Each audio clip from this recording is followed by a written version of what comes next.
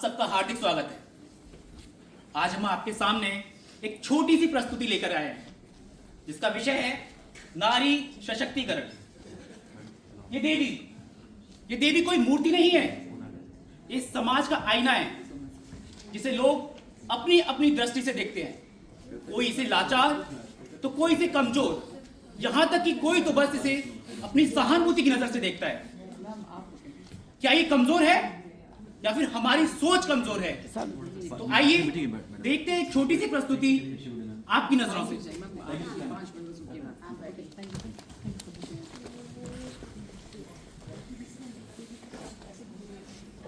क्या बात है भैया, क्या सामान हो रहा है। तो ये तो गाल गुलाबी चलता फिरता मलिना लग रहा।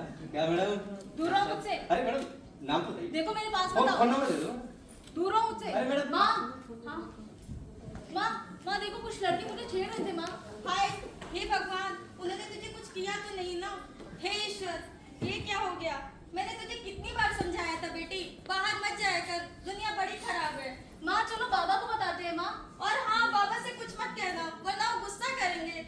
माँ लेकिन हमें कुछ तो करना होगा ना, चलो पुलिस को बताते हैं। माँ बेटी लड़कियों की कोई आवाज नहीं होती, भूल जाए इस बात को और हमारी बहुत बदनामी होगी, छोड़ दे। माँ आप कहती हैं तो छोड़ देते हैं, लेकिन मुझे बहुत कुछ करना है। माँ मैं पढ़ना चाहती हूँ, बाहर घूमना चाहती हूँ, आगे बढ़ना चाहती हूँ। माँ तुझे जो करना है कर, तेरे पास सिर्फ 2 साल है, उसके बाद तेरी शादी ही होनी है। लड़कियां तो आखिर पराया धन ही होती है ना। माँ मेरी बात सुनो। माँ अरे ये तो वही है ना? हाँ बहन वही है ना, पड़ोस की शर्मा जी की बेटी है। हे भगवान, इसकी शादी नहीं हुई अभी तक? अरे बहन सुना है कि पढ़ रही है, अभी तक पढ़ने जाती है, ना जाने क्या करेंगी। ये आजकल की लड़कियां, इन्हें लगता है ये पढ़ लिख कर कलेक्टर बन जाएंगी। वही ना, इन्हें कौन समझाए कि जाना तो पढ़ाई घर ही है, करना चूल्हा चौका है हमारी तरह। इन जैसी लड़कियों ने ही तो औरतों का नाम बदनाम कर रखा है समाज में। वही ना, मरने दो बहन, हमें क्या करना, चलते हैं।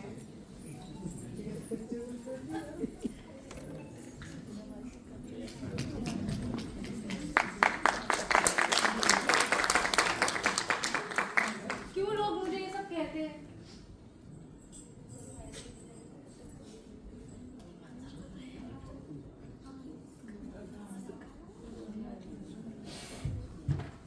माँ चलिए ना मेरा होमवर्क करा दीजिए प्लीज। आज मेरे साथ स्कूल में बहुत कुछ हुआ। चलिए मैं आपको बताती हूँ क्या हुआ। प्लीज चलिए। बिटिया सुन, मेरे पास आजकल बहुत काम है बिटिया। अभी मेरे बॉस ने मुझे नहीं काम माँ, बस थोड़ी देर प्लीज, बस थोड़ी देर माँ, प्लीज चलिए ना, प्लीज। मेरी बात सुन बेटा, तू अपने पापा से मदद ले ले, मेरे पास बहुत काम है।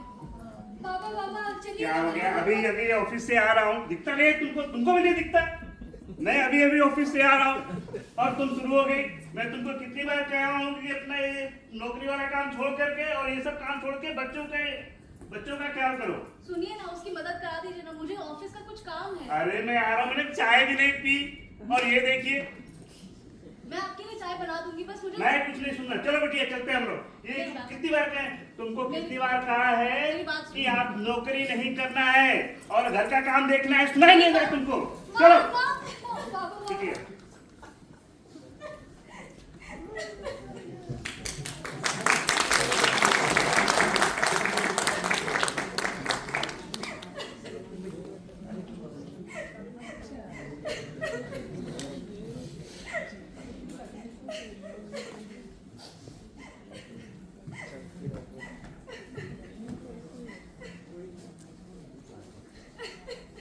बस कर बेटी, मत रो।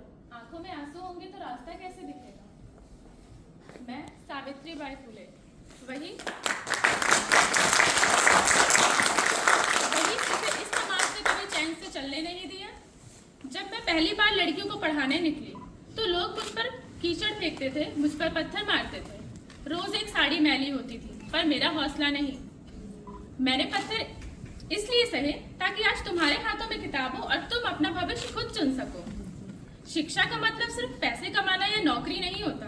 शिक्षा तो वह शक्ति है जो तुम्हें अन्याय के खिलाफ खड़े होने की हिम्मत देती है।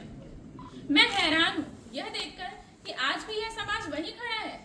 आज भी लड़कियों को अपने हक के लिए रोना पड़ रहा है, बेटियों को अपने हक के लिए लड़ना पड़ रहा है। सुनो देवी, रोकेगा जब तक तुम रुकने के लिए तैयार हो। जिस दिन तुमने अपने सवाल उठाने शुरू कर दिए, अपने हक के लिए बोलना शुरू कर दिया, यह दीवारें अपने आप गिर जाएंगी और तुम आगे बढ़ जाओगे। याद रखना, शिक्षा हमारी शक्ति है, सम्मान हमारा अधिकार।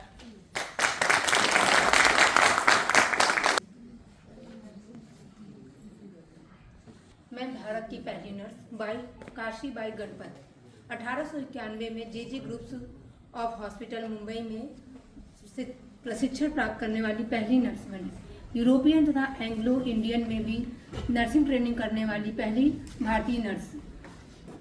नर्सिंग को भारत में महिलाओं के लिए पेशेवर के रूप में मार्ग होने वाली पहली नर्स तथा उनको मार्गदर्शन देने वाली पहली नर्स बनी। बुबेनिक प्लेग जैसी बीमारियों में रोगियों को उनके रोकथाम में, उनकी सेवा करने में महत्वपूर्ण भूमिका निभाई। नमस्कार, मैं सरोजनी नायडू, इस देश की पहली महिला गवर्नर। मुझे भारत कोकिला नाइटिंगेल ऑफ इंडिया की उपाधि मिली क्योंकि मैंने शब्दों से सपने बुने और नारी को उसकी शक्ति का एहसास कराया। मेरी आवाज कविता भी थी और क्रांति भी। मुझे कहा गया कि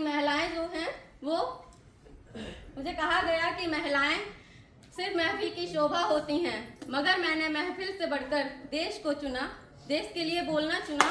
आज तुम भी बोलो, अपनी बात रखो। औरत किसी से कमजोर नहीं है, ना तुम्हारी आवाज कमजोर है। तुम्हें बस उसे पहचानना होगा और सही दिशा देनी होगी। अंत में मैं इस समाज से पूछना चाहूंगी कि जब कोई औरत बोले तो तुम उसे शोर क्यों कह देते हो? सच का दर्पण देखने से डर लगता है क्या? या नारी की आवाज से डरते हो या बराबरी से डरते हो? 57 में वो तलवार पुरानी थी, बुंदेले हर बोलों के मुंह हमने सुनी कहानी थी। खूब लड़ी मर्दानी वो तो झांसी वाली रानी थी। ये नारा तो आपने कई बार सुना होगा। जी हाँ, मैं ही हूँ वो नारी जिस पे ये कहा गया था। मैं झांसी की रानी, रानी लक्ष्मीबाई। आज आपके हाथ में तलवार नहीं पर फैसले हैं। तलवार उठाई थी मैंने अन्याय के खिलाफ, अंग्रेजी सल्तनत के खिलाफ। तुम लड़ना, डरना मत, क्योंकि उन्हीं को तो हम वीरांगना कहते हैं। और रही बात इस समाज की, अपनी हदें ये समाज तब क्यों भूल जाता है जब बात महिलाओं पे होने वाले अत्याचार की आती है।